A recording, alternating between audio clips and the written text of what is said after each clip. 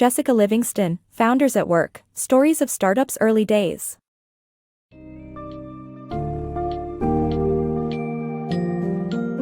Embark on a fascinating exploration of the startup world through the eyes of Jessica Livingston in A Founders at Work, Stories of Startups' Early Days. Discover the intriguing stories behind some of the world's most successful startups, from PayPal and Blogger.com to Yahoo and Flickr. Gain insights into the ever-changing ideas that brought about their inception, the tenacity and determination of their founders, and the valuable lessons that can be learned from their journeys. Simplicity, honesty, and listening to customers are among the key themes emphasized throughout the book. Delve into these inspiring stories to understand the significance of adaptability, teamwork, and providing value to others in the startup ecosystem.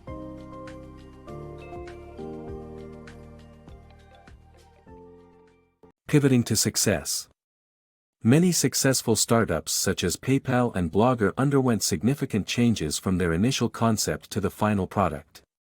Both companies rapidly adapted to market demands and user interests, ultimately leading to their immense success and eventual acquisition by industry giants. When examining the trajectories of numerous startups, a striking similarity emerges among the most successful ones.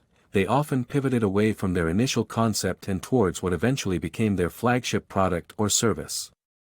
Take PayPal for instance, currently popular as a convenient and widespread online payment system.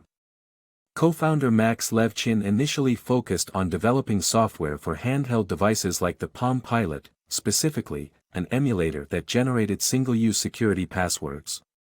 However, the market for this service proved to be limited.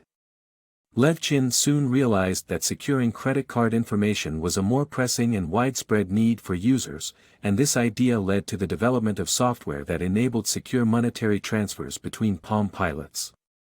Although Levchin and co-founder Peter Thiel saw modest growth with 12,000 users, it was the online money transfer demo on their website that truly skyrocketed their success. The demo attracted 1.5 million users, leading the company to shift its focus to web-based money transfers. This decision resulted in rapid growth, increasing their daily user registrations to 20,000 and eventually leading to eBay's acquisition of PayPal for $1.5 billion in 2002. Blogger.com, now a ubiquitous platform for online publishing, also found success through an unexpected pivot. Co-founders Evan Williams and his team initially formed Pyra Labs in 1999 to develop project management software. The blog feature was just one of the tools they were working on, but as they refined this particular tool, the team realized its potential to revolutionize online publishing for the average user. Despite nearly going bankrupt in the process, Williams persevered and eventually saw Blogger.com gain 1 million users. The platform started generating revenue and caught the attention of Google, who subsequently acquired it in 2003. In both the cases of PayPal and Blogger, listening to market needs and rapidly adapting their products played a crucial role in their ultimate success. These examples highlight the importance of adaptability and pivoting in the world of startups, showcasing how focusing on evolving customer desires and understanding the market can turn initial ideas into massively successful ventures. Embracing unconventional innovations. Back in the 90s, revolutionary ideas such as web TV and web-based email were initially met with skepticism and resistance. However, relentless innovators like Steve Perlman and Sabair Bhatia pushed through these doubts to create groundbreaking technologies that would later generate billions in revenue and fundamentally change the way we interact with television and email. In the mid-90s, Steve Perlman faced an uphill battle promoting his interactive web TV idea. A respected figure in Silicon Valley, Perlman had trouble convincing others that people would want to do more than simply change channels on their TV sets. The conundrum stemmed from a lack of interactive content, which resulted from an absence of necessary hardware. But Perlman's persistence paid off. After Microsoft acquired Web TV and rebranded it as MSN-TV, it generated an astounding $1.3 billion in revenue during its first 8 years. Similarly, web-based email appears obvious now, but the concept wasn't universally accepted back in 1996. Most people accessed their email at work, where firewalls and internal networks restricted mobility. At the time, it was common to believe that email accounts would always be tethered to employers. Sabair Bhatia and Jack Smith, the founders of Hotmail, knew there was a market for accessible email from any browser. Despite encountering numerous rejections from investors, the duo eventually secured enough funding to develop their web-based email service. Hotmail quickly proved its worth with rapid user growth, thanks in part to word of mouth and the ingenious idea of including a Hotmail link at the bottom of each sent email. In just 1 year, they garnered 7 million subscribers. Microsoft recognized Hotmail's potential and acquired it for a whopping $400 million shortly after. Both Web TV and Hotmail demonstrate that unconventional ideas, though initially met with doubt and reluctance, can pave the way for extraordinary advancements that change the landscape of our daily lives. The perseverance and vision of these innovators led to game-changing technologies that are now part of our everyday experiences. Teamwork over ideas. Success isn't always about having a groundbreaking idea. Sometimes, it's about having a strong, adaptable team capable of finding and implementing the right idea when it emerges. The birth of the search engine Excite and software distribution model Marimba exemplify the significance of a well-synchronized team. Both startups began without a clear concept, but their passionate and skilled members pivoted until they developed innovative solutions. Assembling a flexible team that can embrace change and explore new opportunities can be more valuable than fixating on a single idea from the start. In 1993, Joe Kraus and his friends from Stanford University had no concrete idea for a business, but their collective passion and intellect laid the foundation for their eventual success. During a casual gathering at a taco shop, the group realized the need for a new way to navigate rapidly expanding digital information. Initially focused on searching digital encyclopedias, they pivoted towards developing Excite, a web search tool that became a primary feature in the Netscape browser. Meanwhile, in 1996, Arthur Van Hoff and 3 colleagues from Sun Microsystems also embarked on a startup journey without a specific concept. These experienced developers, who contributed to Sun's Java programming language, pooled resources and ventured into the unknown. Van Hoff was confident that they could find a viable idea, having observed lesser concepts gain traction in the tech industry. Their adaptability led to the creation of Marimba, a subscription-based software distribution model that allowed simultaneous updates for users around the world. At the time, this was a groundbreaking innovation, particularly for global organizations like Morgan Stanley. These examples demonstrate the power of a cohesive, adaptable team in discovering and implementing innovative solutions. Instead of fixating on a single idea from the outset, prioritize building a robust, flexible team capable of identifying and seizing the right opportunity when it arises. Turning personal solutions into empires. Hotmail, Yahoo, and Del.icio.us all originated from personal problems their founders encountered. Discontent with restricted email access led to the conception of Hotmail. Yahoo emerged from a need to organize online references for a PhD thesis, while Del.icio.us originated from a desire to catalog a vast collection of bookmarks. All these ideas expanded into successful businesses, as their solutions resonated with countless users experiencing similar issues. Hotmail was born out of exasperation with the inability to access email outside office firewalls. Recognizing that millions could benefit from such a solution, the founders set to work, and Hotmail's story took off. Similarly, Yahoo began as 2 Stanford grad students attempt to manage web links in their PhD theses. Enthusiasts contributed ideas, and rapid growth led to the enlistment of friend Tim Brady to draft a business plan. Within months, Yahoo received substantial investment, went public, and commenced building a groundbreaking web empire. Del.icio.us too shares a parallel narrative. In the late 1990s, Joshua Schachter sought a way to register a growing collection of online bookmarks. Over time, his catalog expanded to around 20,000 bookmarks, making organization increasingly complicated. Schachter decided to categorize the links using straightforward terms such as math or food and make the database public.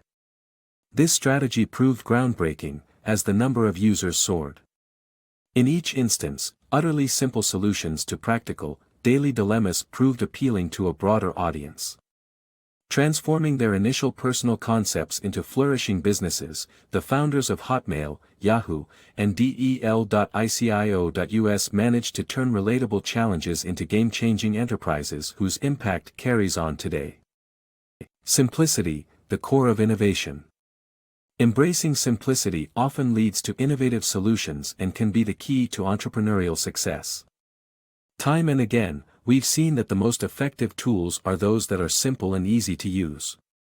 Apple's journey, spurred by Steve Wozniak, is an exemplary tale showcasing how simplicity contributes to success. Additionally, Philip Greenspun's web design company, Ars Digita, recognized the importance of clean, minimalistic design for success. Despite eventual failure due to venture capital interference, the successes of these companies exemplify the value of doing more with less. In today's fast-paced world, we often think that the answers to our problems lie in sophisticated and complex systems. However, history has shown repeatedly that the truly innovative and effective solutions are often the simplest ones. Steve Wozniak, the co-founder of Apple, is known for his ability to break down complex gadgets into their most fundamental parts. As a high school student, he would disassemble gadgets, reconstruct them, and optimize their efficiency with fewer components. This approach ultimately became the guiding principle of Apple's product design, making their devices both elegant and user-friendly. Being an entrepreneur is not just about creating products or services, it's about resourcefulness and the ability to deliver better results with minimal resources.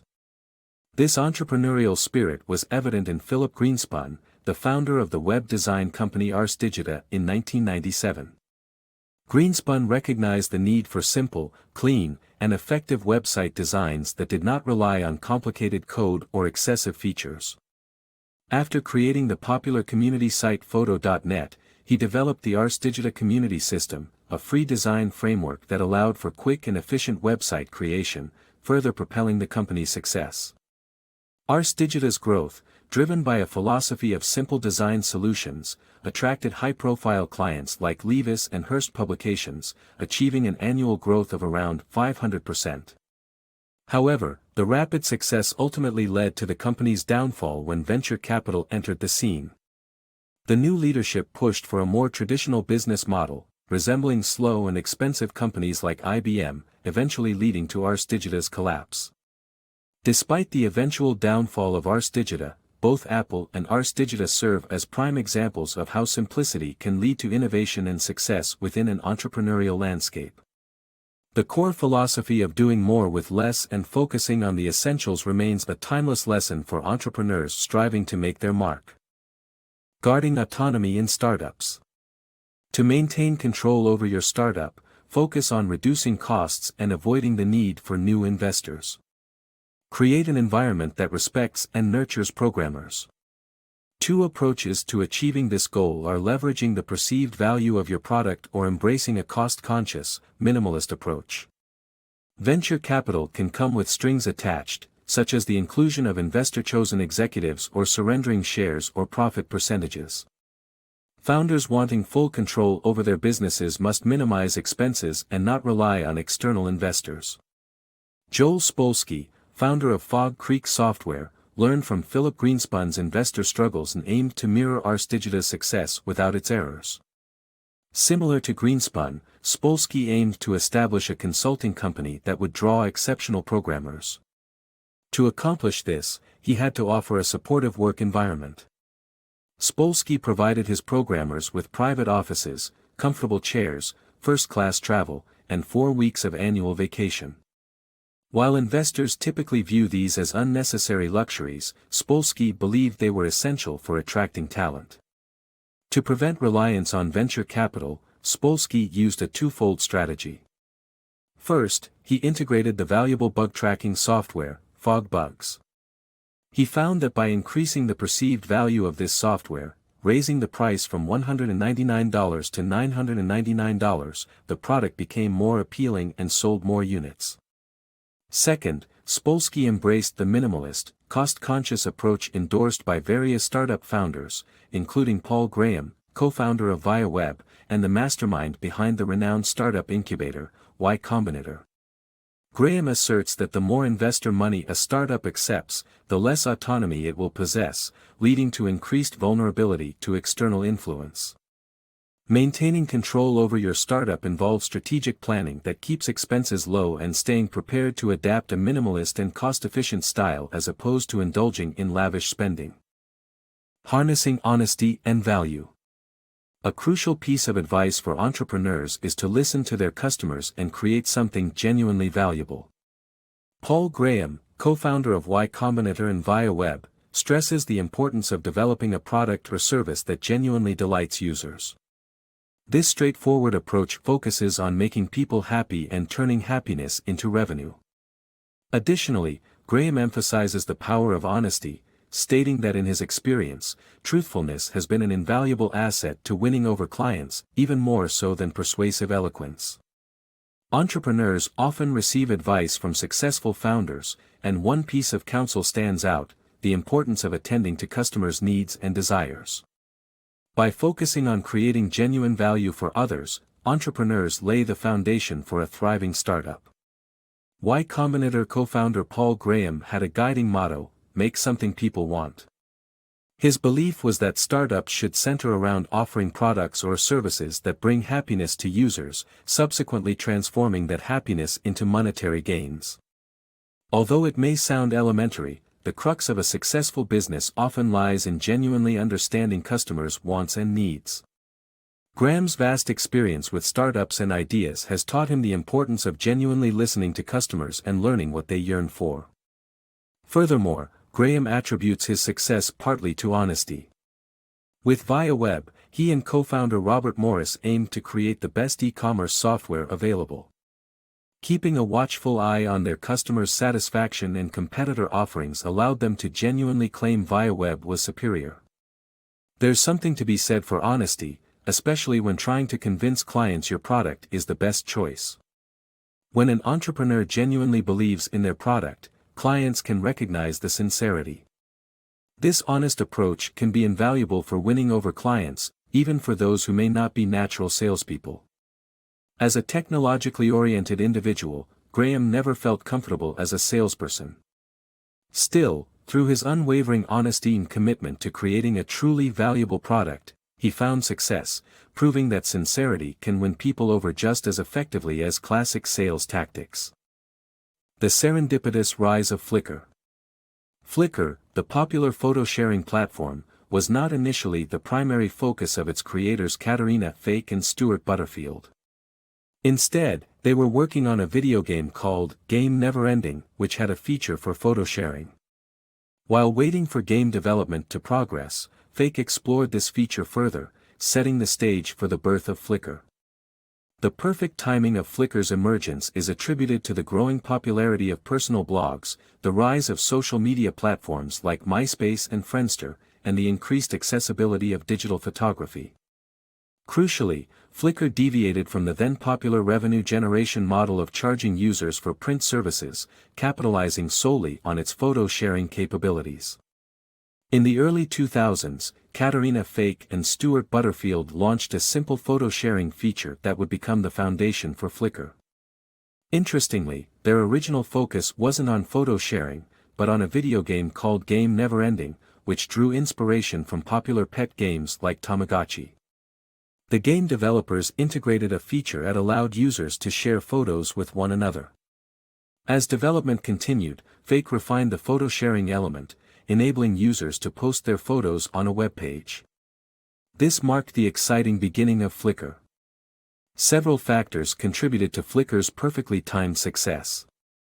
Firstly, it was the era of personal blogs and the emergence of social media platforms like MySpace and Friendster, which made photo sharing more appealing to users. Secondly, technological advancements in digital photography simplified the process of getting photos online. At the time, most online photo services like Shutterfly were revenue-driven and charged users for printing services. Flickr, however, bucked this trend, focusing only on providing an engaging way for people to share their photos.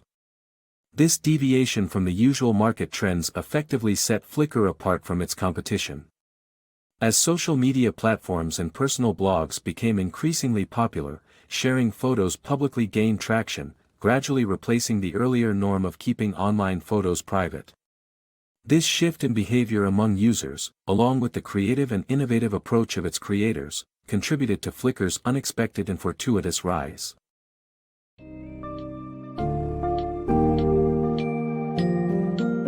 In A Founders at Work, Stories of Startups' Early Days, Jessica Livingston spotlights the core takeaways from the incredible journeys of successful startups. They underline the importance of adaptability, as plans and ideas often change, eventually leading to unexpected success.